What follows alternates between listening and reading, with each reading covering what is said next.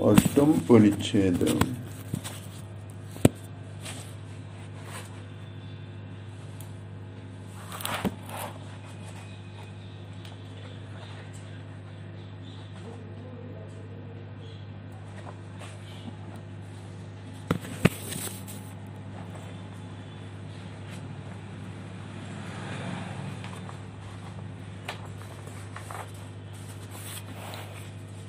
শ্রবণ মধ্যে জীবের কোন শ্রেষ্ঠ শ্রবণ? রাধা কৃষ্ণ প্রেম কেলি কর্ণ রসায়ন।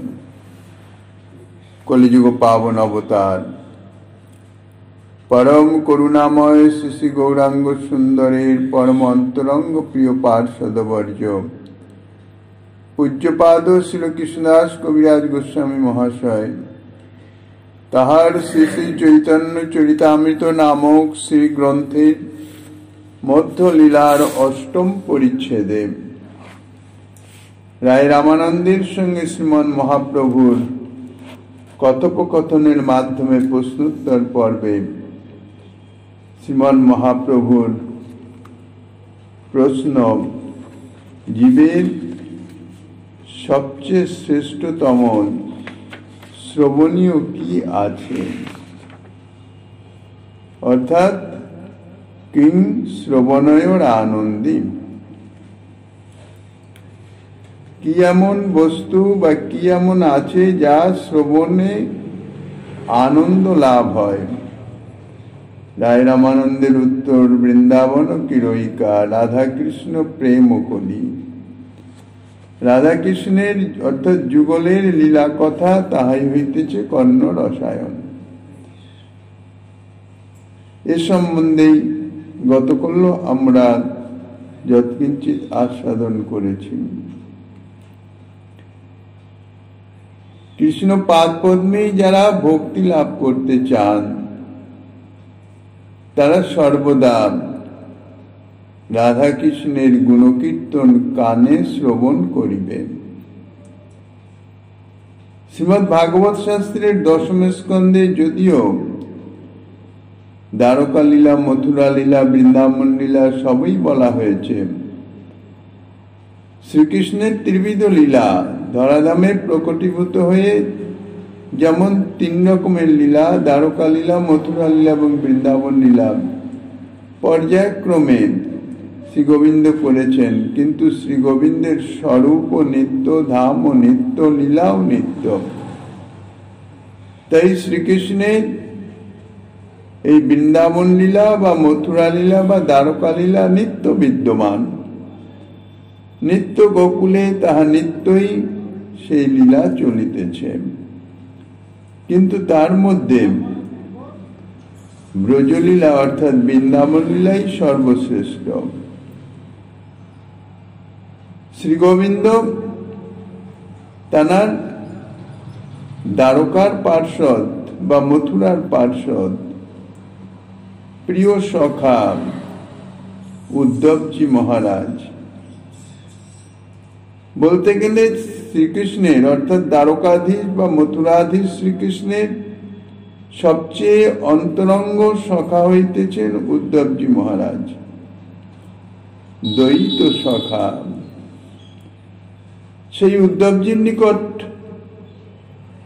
শ্রী গোবিন্দ যে বলেছেন তাতে বৃন্দাবন লীলাই যে তার সবচেয়ে প্রিয়, সে কথাই তিনি প্রকাশ করেছেন।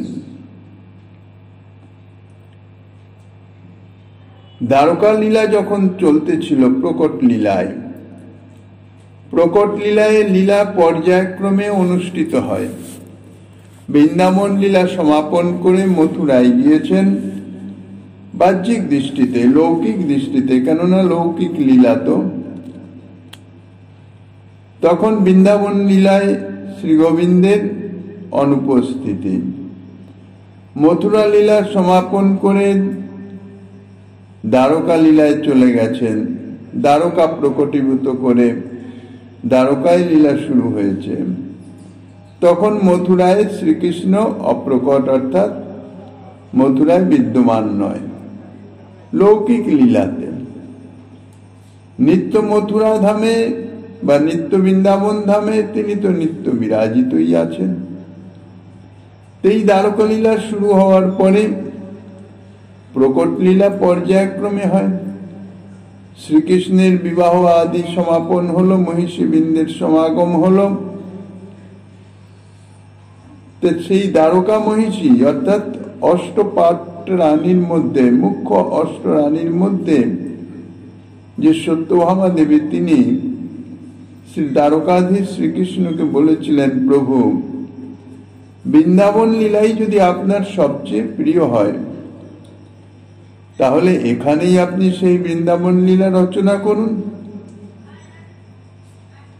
কারণ বৃন্দাবন লীলা আপনার প্রেয়সীগণ সঙ্গেই তো, এখানে তো আপনার প্রেয়সীর কোনো কমতি নাই। 16,108 জন মহিষী, তাহলে 16,008 জন, 108 জন মহিষী হোক বা গোপরমাগণ হোক, শতকোটি গোপরমণী হোক, বেনু বিষান ধেনু এসব জোগাড় করতে তো আর অসুবিধা হবে না। বৃন্দাবন লীলার যেগুলি মুখ্য, কিন্তু সেটি তো সম্ভব নয়। কেননা ব্রজভূমি, প্রেমভূমি, ব্রজভূমি, ব্রজরস সেই ব্রজভূমিতেই নিত্য বিরাজমান। ব্রজরস ব্রজভূমি ছেড়ে তো অন্য কোথাও যাবে না। যেমন মহিষীগণ কখনো গোপী হতে পারবেন না, কেননা গোপীরা হচ্ছেন সকলেই মহাভাব স্বরূপিণী। শ্রীকৃষ্ণ পার্শ্বদের সকলের মধ্যেই প্রেম বিরাজিত, কিন্তু প্রেমের যে বিভিন্ন স্তর আছে, বিভিন্ন অবস্থা আছে। নিত্য পার্শ্বদগণের মধ্যে যে দাস্য প্রেম, সখ্য প্রেম, বাৎসল্য প্রেম, মধুর প্রেম, প্রেম এই 4 প্রকার ভাবে বিরাজিত থাকেন। তো দাস্য প্রেম তাহা রাগ দশা পর্যন্ত। প্রেম যথাবস্থিত, অর্থাৎ এই দেহে প্রেম যখন প্রাপ্ত হলো, প্রেম লাভ হলো, সেই প্রেম আরো পরিমার্জিত হবার জন্যে তখন পার্শ্বদ দেহের প্রয়োজন হয়। নিত্যসিদ্ধা পার্শ্বদগণের সঙ্গবশত সেই প্রেম আরো পরিমার্জিত হয়ে আরো চরমোৎকর্ষে উন্নীত হতে থাকে। তাই প্রেম যখন পার্শ্বদ দেহ প্রাপ্ত হয়, অর্থাৎ সাধন সিদ্ধ পার্শ্বদ, নিত্য সিদ্ধ পার্শ্বদ তাহারা তো নিত্য বিদ্যমান, তাহাদের ভাব অনুযায়ী প্রেমের কক্ষায় তাহারা নিত্য বিদ্যমান। নিত্য দাস যানরা, নিত্য দাস পার্শ্বদ, তাহাদের যে প্রেম তাহার রাগ দশার চরম পর্যন্ত নিত্য বিরাজমান। সখ্য প্রেম অনুরাগ দশার প্রথম অবস্থা, দাস্য বাৎসল্য প্রেম তাহা অনুরাগের চরমতম অবস্থায়। তা সাধন সিদ্ধ পার্শ্বদ যখন গোপীদেহে জন্মগ্রহণ করল, নিজ ভাব অনুরূপ সেবা লাভের নিমিত্ত নিত্য পার্শ্বদগণের আনুগত্য প্রাপ্ত হয়ে তাহার প্রেম, স্নেহ, মান, প্রণয়, রাগ, অনুরাগ এইভাবে পরিমার্জিত হয়ে স্তরে স্তরে উন্নীত হতে থাকে। তাহলে দেখা যাচ্ছে যাহারা দাস্য প্রেম, দাস্যভাবের যাহাদের উপাসনা, তাহাদের প্রেম স্নেহমান প্রণয় অতিক্রম করে রাগ স্তরের শেষ সীমা পর্যন্ত পৌঁছায়। এই পর্যন্তই তাদের গতি। যাহারা সখ্য প্রেমে, তাহারা রাগ স্তর অতিক্রম করে অনুরাগ দশায় প্রবেশ করে। বাৎসল্য প্রেম যাহাদের, তাহাদের অনুরাগ দশার চরম সীমা পর্যন্ত পৌঁছে যায়। মধুর প্রেম যাদের, তাদেরই সেই অনুরাগ দশা অতিক্রম করে ভাব মহাভাব স্তরে প্রেম উন্নীত হয়। তো সেই মধুর ভাবের অর্থাৎ ব্রজসুন্দরীগণ তাহারা সকলেই প্রেম হচ্ছে মহাভাব কক্ষায়, তাহারা সকলে হচ্ছেন মহাভাব স্বরূপিণী। এই মহাভাব যেটি প্রেমের অত্যন্ত ঘনতম অবস্থা অর্থাৎ চরমোৎকর্ষ অবস্থা, মহাভাবেই প্রেম চরমোৎকর্ষে বিরাজিত। আর এই ব্রজ সমরীগণ তাহারা হচ্ছেন সমর্থারতী। এই সমর্থারতী ব্রজরামাগণ মহাভাব স্বরূপিণী সমর্থারতী একমাত্র ব্রজসুন্দরী ব্যতীত আর কারো নাই। কাজেই দ্বারকার মহিষীরা তাহারা তো এ ভাব পেতে পারেন না, কাজেই তাহারা কখনো গোপী হতে পারবেন না। এই মহাভাবকে বলা হয়েছে কৌস্তবমণি। কৌস্তবমণি যেমন শুধু হরিবক্ষেই শোভা পায়, শ্রীহরির বক্ষ ছেড়ে অন্য কোথাও তিনি যান না, তেমনি এই মহাভাব আবার রূঢ় অধিরূঢ়। তাই অধিরূঢ় মহাভাব তেমনি রাধারানী এবং গোপরামাদের ছেড়ে অন্য কোথাও যায় না। ইহাই বৃন্দাবন লীলার বিশেষত্ব। শ্রী সুখদেব গোস্বামীপাদ যদি শ্রীমদ্ ভাগবত শাস্ত্রে রাধারানী বা গোপরামাদের নাম উচ্চারণ করতেন, তাহলে তার মহাভাবকে স্পর্শ করা হয়ে যেত। কেননা নাম নামই অভেদ।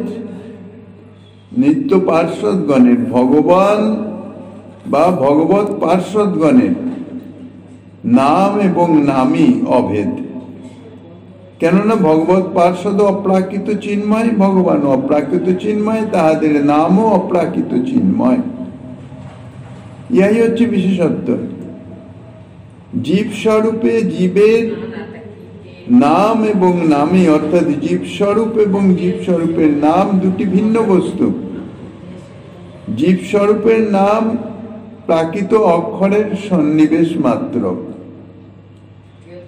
আর প্রাকৃত বস্তু নাশবান, তাহা তো নিত্য সত্য নয়, শাশ্বত নয়।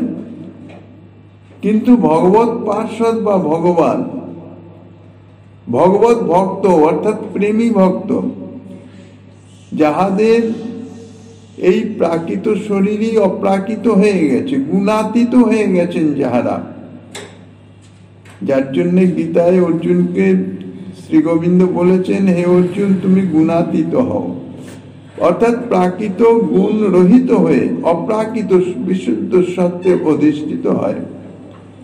তাহাদের দেহ এই জগতে প্রাকৃতের মতন দেখতে মনে হলেও তাহা প্রাকৃত থাকে না, তাহা অপ্রাকৃত চিন্ময় হয়ে যায়।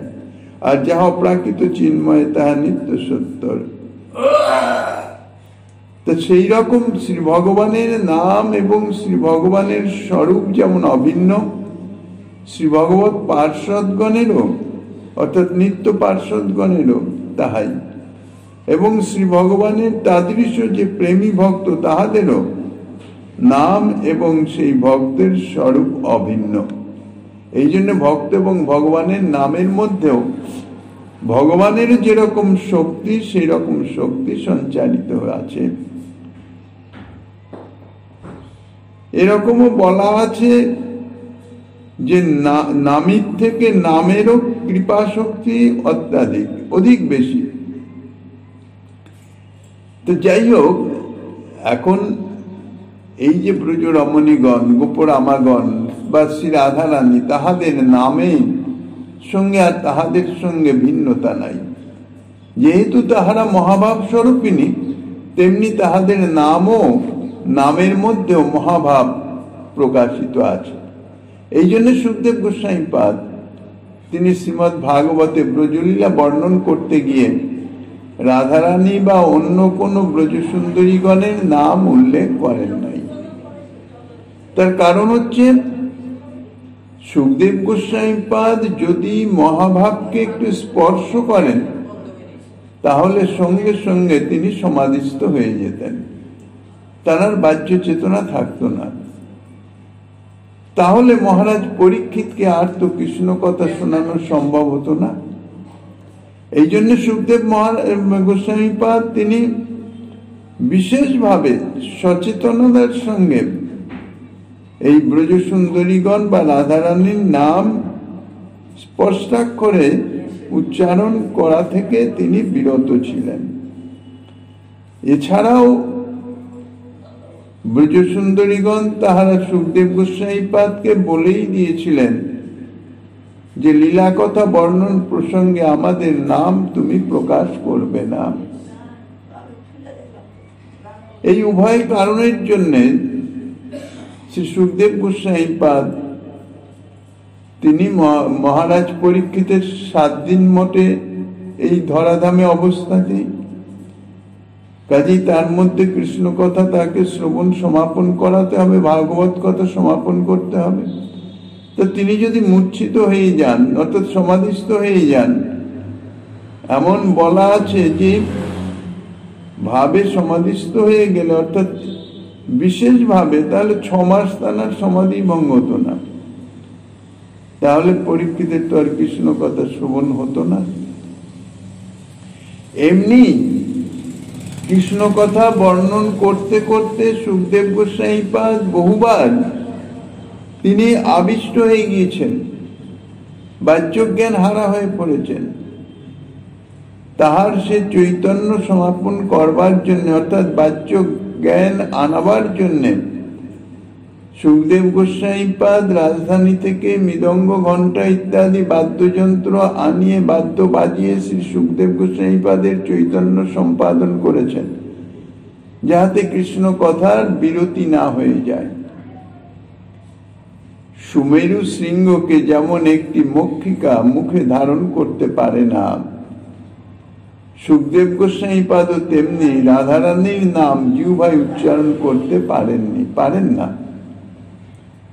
কেননা মহাভাব স্বরূপিণী রাধারানী, রাধা নামের মধ্যেই মহাভাব বিরাজিত আছে।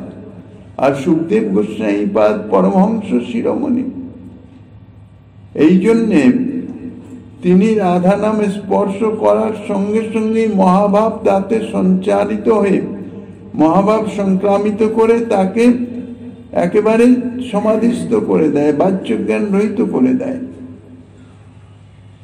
ইহাই ব্রজরসের বৈশিষ্ট্য। এই ব্রজরস তো বটেই, তার মধ্যে সর্বোত্তম হলেন শ্রীমতী রাধারানীর প্রেম। ব্রজভূমি প্রেমভূমি, ব্রজের সমস্ত কিছুই প্রেমময়। শুদ্ধ চিত্তে ব্রজের কোনো কিছুর সঙ্গে যদি একটু সম্বন্ধ হয়, তাহলে সঙ্গে সঙ্গে সেই প্রেম সঞ্চারিত হয়ে যায়, সংক্রামিত হয়ে যায় সেই চিত্তে। এই ব্রজভূমি হলেন শ্রীধাম বৃন্দাবন। তাই শুনতে হয়তো শ্রীধাম বৃন্দাবনের লীলাই শ্রোতব্য। শ্রবণ করতে করতে যদি চিত্ত শুদ্ধ হয়ে যায়, তাহলেই এই বৃন্দাবনের যে ব্রজ রস তাহা চিত্তে সঞ্চারিত হওয়ার সুযোগ পাবে। সেই রসে সংক্রামিত হয়ে, সেই রসাবিষ্ট হয়ে জীব তার পরম প্রাপ্তব্য প্রাপ্ত হবে। এটি শ্রবণের আনন্দদায়ক। এছাড়া কর্ণের আনন্দদায়ক বস্তু আর কি হতে পারে? শ্রীধাম বৃন্দাবনের কথাকে বাক্পতি ব্রহ্মা বলছেন কথা গানম। স্বয়ং ব্রহ্মা স্তুতি প্রসঙ্গে ব্রহ্মসংহিতায় বর্ণনা করেছেন যে বৃন্দাবনে যে সাধারণ কথা কথোপকথন, পরস্পর যে কথা বলেন, তাই হইতেছে গান। গান সদৃশ বৃন্দাবনের কথাই হচ্ছে গান। এখানে গান গাওয়ার জন্যে আমাদের যেমন যদি গান গাইতে হয় সঙ্গীতের, তাহলে সুর, তার, লয়, বাদ্যযন্ত্র ইত্যাদি সকলেরই অপেক্ষা আছে, সকলের প্রয়োজন আছে। সুরতাল না হলে স্বাভাবিক কথা হয়ে যায়, সেটাকে গান বলা যায় না। যে কোনো কথা যদি সুর এবং তাল লয়ের সঙ্গে যদি সেই কথা প্রকাশিত হয়, তাহলে তাহাকেই বলা হয় গান। কিন্তু বৃন্দাবনের যে স্বাভাবিক কথা, পরস্পর যে কথা বলছেন,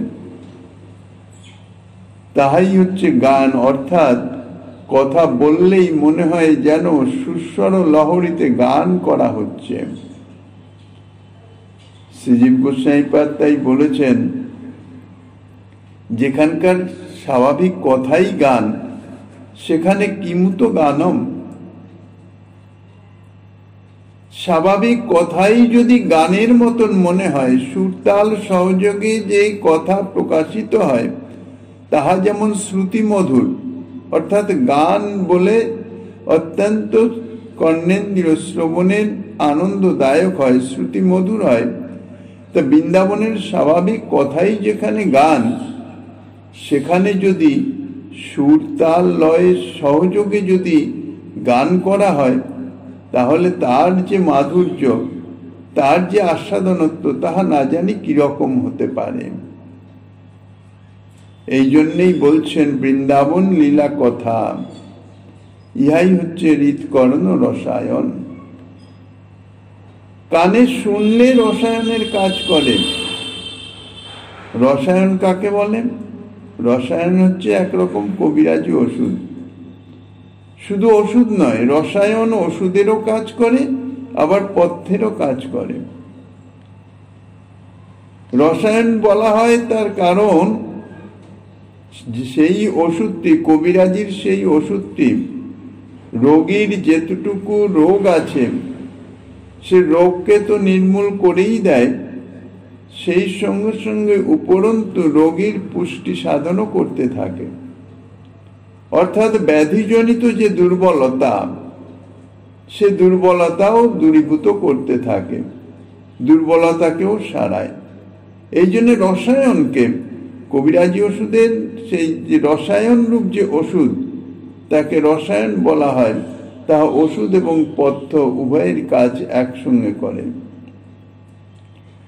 আমাদের কানে এবং হৃদয়ে এক রোগ আছে, আবার পুষ্টিরও অভাব আছে, অর্থাৎ দুর্বলতাও আছে। আমাদের কানের রোগটা কি?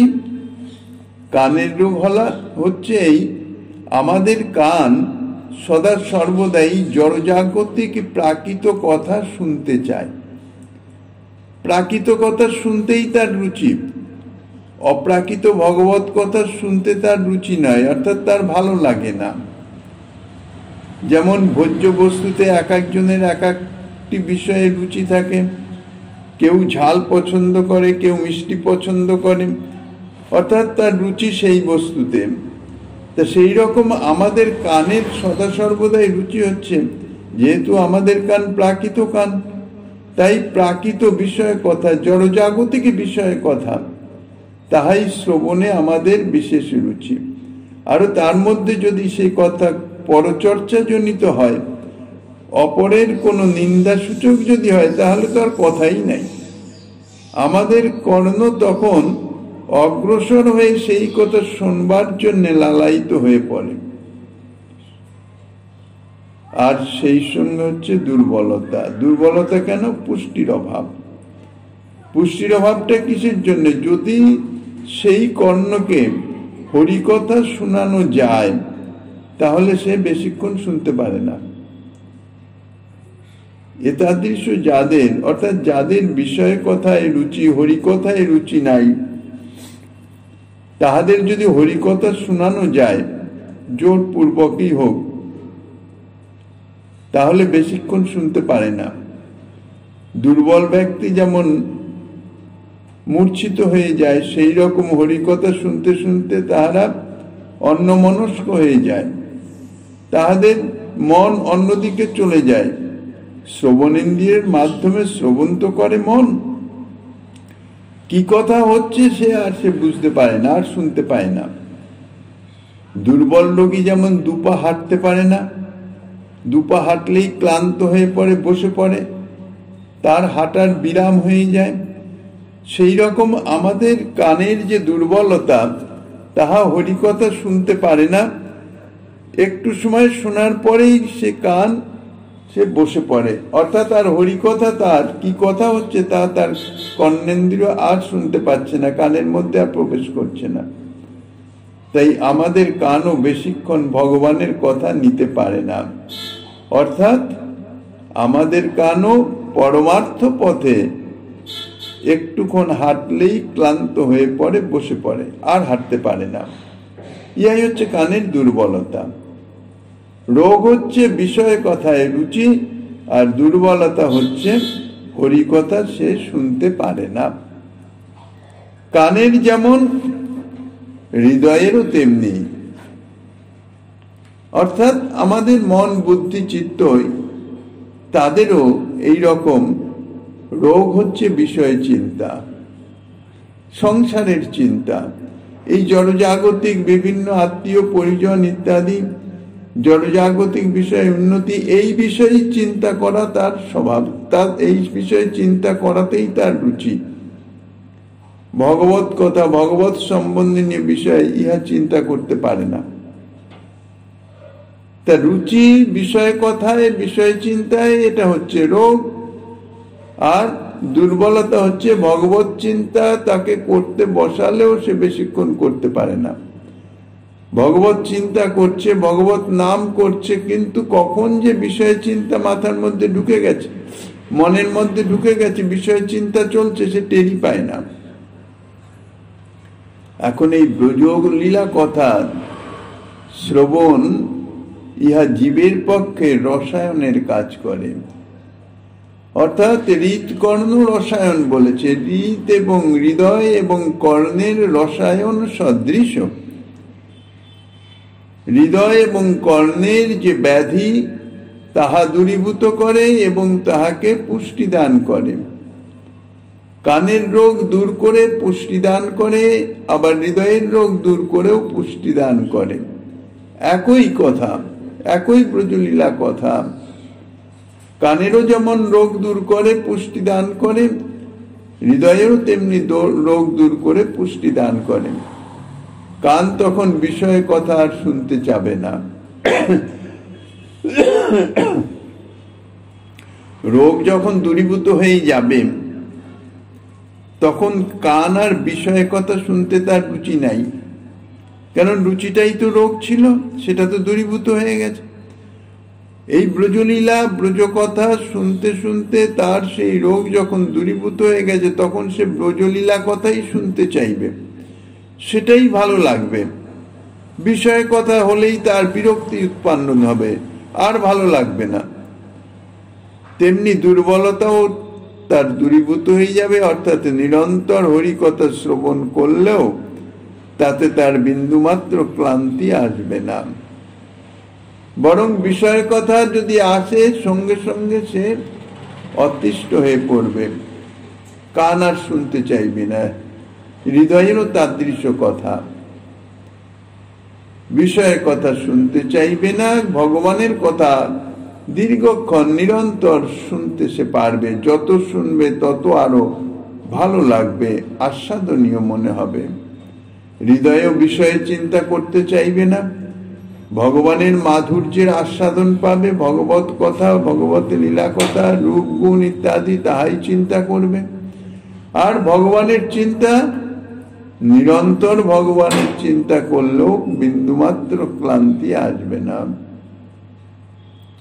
যখন এতাদৃশ অবস্থা উন্নীত হবে, অর্থাৎ ব্রজলীলা কথা শ্রবণ করতে করতে যখন এই অবস্থা এসে উপস্থিত হবে, রসায়ন যেমন একবার প্রয়োগ করলেই তাতে রোগ দূরীভূত হয় না, দীর্ঘদিন রসায়ন রূপ ঔষধ গ্রহণ করতে হয়। ঔষধ গ্রহণ করতে করতে ধীরে ধীরে ব্যাধি নিরাময় হয়ে যায়, দুর্বলতা দূরীভূত হয়ে যায়। সেই রকম লীলা কথাও শ্রবণ করতে করতে যখন এতাদৃশ অবস্থা এসে যাবে, যখন দেখতে পাওয়া যাবে, বুঝতে পাওয়া যাবে যে এখন আর বিষয় কথা শুনতে আমার ভালো লাগছে না, ভগবত কথা শুনতেই যেন মনটা চাইছে, ভগবত কথা হলেই যেন মনে একটা আনন্দের অনুভূতি হচ্ছে, একটু ভালো লাগছে। হৃদয়ও আর বিষয়ের কথা চিন্তা করতে পারে না, বিষয়ের কোনো কিছু চিন্তা আসলেই সে বিরক্তি হয়ে যাচ্ছে, তার মাথা ঘুরতে শুরু করছে। তখন বোঝা যাবে যে যথার্থ কান এবং হৃদয়ের রোগ ভালো হয়ে গেছে এবং পুষ্টি লাভও করছে। এই জন্যই শ্রীমন মহাপ্রভুর যে প্রশ্ন, কিং শ্রবণয়োর আনন্দী, অর্থাৎ কি বস্তু শ্রবণ কর্ণ রসায়ন হবে। রামানন্দ গৌর সুন্দরের কি পাপুষ্ট কণ্ঠেই তাই উত্তর দিয়েছেন, বৃন্দাবন ও কিরৈকা। শ্রী বৃন্দাবন বিহারী শ্রী ব্রজবিহারীর সঙ্গে ব্রজবধূদের যে বিশেষ লীলা, অর্থাৎ মধুর রসের ক্রীড়া বা লীলা কথা, যাহারা শ্রদ্ধা করে ভগবত লীলা কথা, ভগবানের নাম রূপ গুণ লীলা সবই তো অভিন্ন স্বরূপ। যদি অশ্রদ্ধা সহকারে ভগবানের নাম রূপ গুণ লীলা কথা ইত্যাদি শোনা যায়, যদি শ্রদ্ধা না থাকে তাহলে অপরাধ এসে যায়। আর যদি অপরাধ সঞ্চিত হয়ে যায় তাহলে যতই শ্রবণ করো না কেন বিন্দুমাত্র তাতে কাজ হবে না। যেমন কুপথ্য করলে ঔষধে ক্রিয়া করে না, ঠিক সেই রকম যদি অপরাধ এসে যায় তাহলে ভজনের ফল প্রাপ্ত হওয়া যায় না। ভগবান নাম রূপ গুণ লীলা ইত্যাদি, ভগবত নাম কীর্তন ইত্যাদি যতই গ্রহণ করা হোক না কেন, যদি অপরাধ থাকে তাহলে সেখানে নাম ক্রিয়া করে না। অর্থাৎ নামের যে মহিমা, নামের যে কৃপা করুণা সেখানে প্রকাশিত হতে পারে না। নাম প্রভু সেখানে অপ্রসন্ন থাকেন। এই জন্যেই শ্রবণ যাহা তাহা শ্রদ্ধা সহকারে, শুধু শ্রদ্ধা থাকলেই হবে না, এখানে আরেকটু বিশেষত্ব আছে। কারণ এটা প্রেম ভক্তির রাজ্য, তো শুদ্ধা ভক্তির রাজ্য। এখানে কোন রকম কামনা বাসনার লেশাভাস নাই, শুদ্ধা ভক্তি। এখানে তাই শ্রীগুরু পাদ পদ্মের আনুগত্যে শ্রবণ কীর্তন করতে হবে। শ্রীগুরু পাদ পদ্মের আনুগত্যে যদি না করা যায়, স্বতন্ত্রভাবে যদি করা যায়, বা অন্য কারো মনমানি, অন্য কারো অন্য ভাবের যারা, তাদের আনুগত্যে বা তাদের ভাব অনুযায়ী যদি শ্রবণ কীর্তন করা যায় তাহাতে ফলবতী হবে না। এই জন্যে এ বিষয়ে শ্রীগুরু পাদ পদ্মের আশ্রয়ের যেমন অপেক্ষা আছে, গুরু পাদাশ্রয় না করলে এই শুদ্ধ ভক্তি রাজ্যে প্রবেশের অধিকারী হয় না। আর প্রবেশ করেও শুদ্ধ ভক্তি রাজ্যে এই গুরু পাদ পদ্মের আনুগত্য অনুযায়ী চলতে হবে, অর্থাৎ ভজনটি হবে গুরুমুখী। আমার গুরুদেব যেভাবে আমাকে ভজনের উপদেশ দিয়েছেন, আমাকে সেইভাবে সেই প্রক্রিয়ায় ভজনে অগ্রসর হতে হবে। অর্থাৎ শ্রবণ কীর্তন ইত্যাদি যেভাবে আমার শ্রী গুরুদেব বলেছেন বা যেভাবে আমার শ্রী গুরুদেব করতেন, ধারাটা পারম্পরিক হওয়া চাই। অর্থাৎ গুরু পরম্পরা অনুযায়ী ভজন ক্রিয়াটি সংগঠিত হবে। এই জন্যই গুরু আনুগত্যে। কেননা বহুবিধ জন সকলেই ভগবত ভজনা করছেন, কারোই পথ মত মিথ্যা নয়। কেননা একটা স্থানে যেতে গেলে বহুবিধ পথ থাকতে পারে, কিন্তু আমি যদি একটা পথ অবলম্বন না করি তাহলে তো আমি সেখানে পৌঁছাতে পারবো না। এই পথে কিছুটা অগ্রসর হলাম, তারপরে না এটা থেকে ওই পথটা তাড়াতাড়ি হবে, তাড়াতাড়ি এবার ওই পথে চলে গেলাম, সে পথ থেকে আর একটা পথে গেলাম, তাহলে হবে কি শুধু পথ বিভ্রান্তি হবে, গন্তব্যস্থানে কস্মিন কালেও পৌঁছানো যাবে না। এই জন্য যে পথ অবলম্বন করতে হবে সেই পথ অবলম্বন করে সেই পথ ধরেই নিরন্তর চলতে হবে, তাহলেই গন্তব্যস্থানে পৌঁছানো যাবে। তা পথ নির্দেশ করে যখন শ্রীগুরু পাদপদ্ম আশ্রয় করা হলো, তখন শ্রীগুরু পাদপদ্মের আনুগত্যেই আমাকে অগ্রসর হতে হবে, অর্থাৎ শ্রবণ কীর্তন ইত্যাদি সব করতে হবে। শ্রদ্ধা সহকারে শ্রীগুরু পাদপদ্মের আনুগত্যে অন্যত্র দৃষ্টি না দিয়ে, অন্য কিছুর বিচার না করে যদি সে শ্রবণ কীর্তন ইত্যাদি করতে পারে, তাহলেই তার হৃৎকর্ণ রসায়ন রূপ এই লীলা কথাই তাহাকে যথা স্থানে পৌঁছে দেবে, ভগবত পাদপদ্মে পৌঁছে দেবে। শ্রী সুখদেব গোস্বামী পাদ তিনি ভাগবতী কথার বক্তা।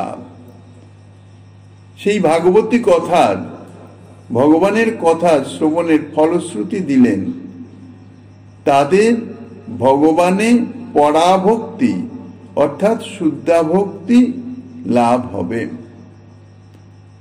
শুধু তাই নয়, তখনই হৃদরোগ অর্থাৎ কামনা রোগ নিঃশেষে দূরীভূত হয়ে যাবে। রাসলীলা বর্ণনের অন্তে সুখদেব গোস্বামী পাদ ফলশ্রুতি দিয়েছেন, যাহারা শ্রদ্ধা সহকারে শ্রী রাধা গোবিন্দের অর্থাৎ শ্রী গোবিন্দ এবং ব্রজ সুন্দরীগণের এই যে লীলা কথা, লীলা বিলাস কথা যাহারা শ্রবণ করবেন, তাহাদের ভগবানে পরাভক্তি অর্থাৎ শুদ্ধা ভক্তি, প্রেমলক্ষণা ভক্তি লাভ হবে এবং হৃদরোগ অর্থাৎ কামনা রোগ, আমাদের হৃদরোগ অর্থাৎ হৃদয়ে তো নানাবিধ কামনা বাসনা ইত্যাদি, তাহা নিঃশেষে দূরীভূত হয়ে যাবে। হৃদরোগ কাম তার তৎকালে হয় ক্ষয়, সেইখানেই সেটা ক্ষয় হয়ে যাবে, কারণ হৃদরোগ কাম থাকুন পর্যন্ত তো শুদ্ধা ভক্তির আবির্ভাব হবে না, একটুও দেরি হবে না। যেমন আলো জ্বালাবার সঙ্গে সঙ্গেই অন্ধকার দূরীভূত হয়ে যায়, অন্ধকার দূর হতে একটু সময় নেয় না, ঠিক সেই রকম শ্রী ভগবানের লীলা কথা শ্রদ্ধা সহকারে যদি শ্রবণ করা যায়, তাহলে সঙ্গে সঙ্গে তার হৃদরোগ কামনা বাসনা দূরীভূত হয়ে শুদ্ধা প্রেমলক্ষণা ভক্তি লাভ হয়। কিন্তু ওই গোড়ার কথা হচ্ছে ওই শ্রদ্ধা সহকারে, গুরু আনুগত্যে শ্রদ্ধা সহকারে যদি শ্রবণ করা যায়, তাহলেই এই ফল লাভ হতে পারে। যদি যথাযথ শ্রদ্ধা না থাকে, তাহলে কিন্তু যথাযথ ফল প্রাপ্তিও হবে না। গীতাতে শ্রী ভগবান বলেছেন, জন্ম কর্ম চ মে দীপ্যমে এবং ইয়ো বেত্তি তত্ত্বতঃ ত্যক্ত্বা দেহং পুনর্জন্ম নৈতি মামেতি সোহর্জুন। অর্জুনকে লক্ষ্য করে বলছেন, হে অর্জুন, আমার জন্ম কর্ম যারা দিব্য বোধে অর্থাৎ অপ্রাকৃত বোধে জানে, তাদের নিজেদের জন্ম কর্ম অর্থাৎ কর্মফলে যে গতাগতি জন্ম মৃত্যু, তাহা চিরতরে বন্ধ হয়ে যায়। কাজেই শ্রী ভগবানের কর্ম অর্থাৎ লীলা, শ্রী ভগবান তো আমাদের মতন প্রারব্ধবশে কর্ম করেন না, তানার কর্মই হচ্ছে লীলা। কাজেই শ্রী ভগবানের জন্ম এবং কর্ম যারা দিব্য বোধে অপ্রাকৃত বোধে, শ্রী ভগবানের লীলা অপ্রাকৃত চিন্ময় আনন্দময়, এটি যারা অনুভব করতে পারে, তার ফলেই তাদেরও জন্মকর্ম ইত্যাদি সব দিব্য হয়ে যায়, অর্থাৎ তাদের আর এই প্রাকৃত কর্মবন্ধন জনিত কর্মফল ভোগজনিত জন্ম থাকে না। তাই শুনতে হয় তো ব্রজলীলা কথাই শুনতে হবে, কারণ এটি এমনই একটি রসায়ন যাহা তার জন্ম মৃত্যুকে চিরতরে নিবৃত্ত করে তাহাকে ভগবত পাদপদ্মে পৌঁছে দেবে। শ্রীমন মহাপ্রভু সন্তুষ্ট হয়ে গেলেন। পরবর্তী এবং শেষ প্রশ্ন করিতেছেন রায় রামানন্দের সান্নিধ্যে, কিমুপাস্যমত্র। শ্রীপাদ রায় রামানন্দ সন্নিধানে শ্রীমন মহাপ্রভুর প্রশ্ন হচ্ছে, রামানন্দ কিমুপাস্যমত্র, উপাস্যের মধ্যে কোন উপাস্য প্রধান? শ্রীপাদ রামানন্দ এই প্রশ্নের উত্তরে বলছেন, শ্রেষ্ঠ উপাস্য যুগল রাধা কৃষ্ণ নাম। মহর্ষি রাধা কৃষ্ণাভিদেব, রাধা সহ কৃষ্ণই হচ্ছেন উপাস্য। প্রথম কথা হলো, কৃষ্ণ উপাস্য হবেন কেন? প্রশ্ন হচ্ছে উপাস্য কে হবেন? তার উত্তরে বলা যায়, যিনি স্বাধীন, স্বতন্ত্র, যিনি নিত্য সত্য শাশ্বত, তিনি উপাস্য হতে পারেন। সমস্ত ব্রহ্মাণ্ডের মধ্যে দেবতাদের শ্রেষ্ঠ আসনে বসে আছেন সৃষ্টিকর্তা ব্রহ্মা এবং দেবাদিদেব শঙ্কর। দেবতাদেরও আদিদেব বলা হয়েছে। তারাও শ্রী গোবিন্দের অধীনতা স্বীকার করেন, তারা কেউ স্বতন্ত্র নন। তাই শ্রীকৃষ্ণ চন্দ্রের চরণের একটি বিশেষণ আছে, শিব বিরিঞ্চিনুতম। ব্রহ্মা যে সৃষ্টির কাজ করেন, সৃষ্টিকর্তা ব্রহ্মা, আর শিব যে রুদ্ররূপে সংহারের কাজ করেন, এ সমস্তই শ্রী গোবিন্দের আদেশে নির্দেশে। ব্রহ্মা তাই বলেছেন, সৃজামি তন্নিযুক্ত অয়ং হরো হরতি তদ্বশ। ভগবান শ্রীকৃষ্ণ চন্দ্রের আদেশে আমি সৃষ্টি কাজ করি, আর শিব তারই আদেশে সংহার কাজ করে। তা ভগবৎ স্বরূপ মাত্রেরই অবশ্য ওই জাতীয় অধীনতা নাই। তবু অংশাংশী সম্বন্ধে অধীনতা আছে। অর্থাৎ যে কোনো ভগবৎ স্বরূপে, যেমন ভগবানের পুরুষাবতার, লীলা অবতার, গুণা অবতার ইত্যাদি বহুবিধ অবতার আছে। শ্রী ভগবানেরই বহুবিধ অবতার। যে কোনো স্বরূপের অধীন যে শিব বিরিঞ্চি তা বলা যাবে না। ভগবানের কোন পুরুষ অবতার বা লীলা অবতার বা গুণা অবতার, আবেশ অবতার, ব্রহ্মা শিব তাদের অধীন তা কিন্তু নয়। স্বয়ং ভগবান অবতারী, শুধু অবতারী নন, সর্ব অবতারী শ্রীকৃষ্ণ চন্দ্রের যেহেতু অংশ কলা এইসব অবতার, তাই এদের সঙ্গে স্বয়ং ভগবানের অংশাংশী সম্বন্ধ থাকায় তাদেরও অধীন শিব বিরিঞ্চি, এটি অবশ্যই স্বীকার করতে হয়। শ্রীমদ্ ভাগবত তাই বলেছেন, এতে চাংশ কলাহ পুংস কৃষ্ণস্তু ভগবান স্বয়ং। স্বয়ং ভগবানের আরেকটি লক্ষণ আছে। শাস্ত্র বলছেন, অনন্যাপেক্ষী যদ্রূপং স্বয়ং রূপং তদুচ্যতে। কবিরাজ গোস্বামী পাদ এই কথার অনুবাদ করেছেন, যার ভগবত্তা হইতে অন্যের ভগবত্তা, স্বয়ং ভগবান শব্দের তাহাতেই সত্তা। ভগবানের বিশেষত্ব হচ্ছে তার ভগবত্তায়। এখন অন্যান্য ভগবৎ স্বরূপের ভগবত্তা, যার ভগবত্তা থেকেই তিনি হচ্ছেন স্বয়ং, অর্থাৎ মুখ্য, তিনি হচ্ছেন অংশী, বাকি সব তার অংশ। তাকেই স্বয়ং ভগবান বলা যায়। এই জন্যই ব্যাসদেব বলেছেন, এতে চাংশ কলা পুংস কৃষ্ণস্তু ভগবান স্বয়ং। কৃষ্ণই স্বয়ং ভগবান, কৃষ্ণের ভগবত্তা থেকেই অন্যান্য ভগবৎ স্বরূপের ভগবত্তা। ব্রহ্মা ওই স্মৃতি প্রসঙ্গে বলেছেন, ঈশ্বর পরম কৃষ্ণ সচ্চিদানন্দ বিগ্রহ অনাদিরাদি গোবিন্দ সর্বকারণ কারণম। সেই গোবিন্দই হলেন পরম ঈশ্বর, অর্থাৎ তার উপরে আর ঈশ্বর নাই। তিনি সচ্চিদানন্দ বিগ্রহ, তিনি অনাদি এবং আদি দুই, আর সমস্ত কারণেরও মূল কারণ স্বরূপ তিনি। এখন প্রশ্ন হতে পারে, তিনি অনাদি এবং আদি দুই হন কি করে? যিনি অনাদি তার তো আদি থাকতে পারে না, আর যার আদি আছে, যার আদি আছে সে তো অনাদি হতে পারে না। কথা দুটিই তো পরস্পর বিরুদ্ধ। তাইলে শ্রী ভগবান অনাদির আদি গোবিন্দ বলেছেন ব্রহ্মা, অনাদি এবং আদি। তখন সিদ্ধান্ত করা হয়েছে যে যিনি সকলের আদি, অর্থাৎ তার থেকে আর সকলের প্রকাশ, তাই তিনি আদি, আর তার কোনো আদি নাই, এই জন্য তিনি অনাদি। তিনি আদি, তিনি অনাদি। আর যত যত কারণ আছে সেই সব কারণেরও কারণ তিনি, তাই তিনি সর্বকারণ ও কারণম। তাই বিচারের স্বাধীন আখ্যা একমাত্র শ্রী গোবিন্দই পেতে পারেন, এবং সে আখ্যা তিনি পেয়েছেন।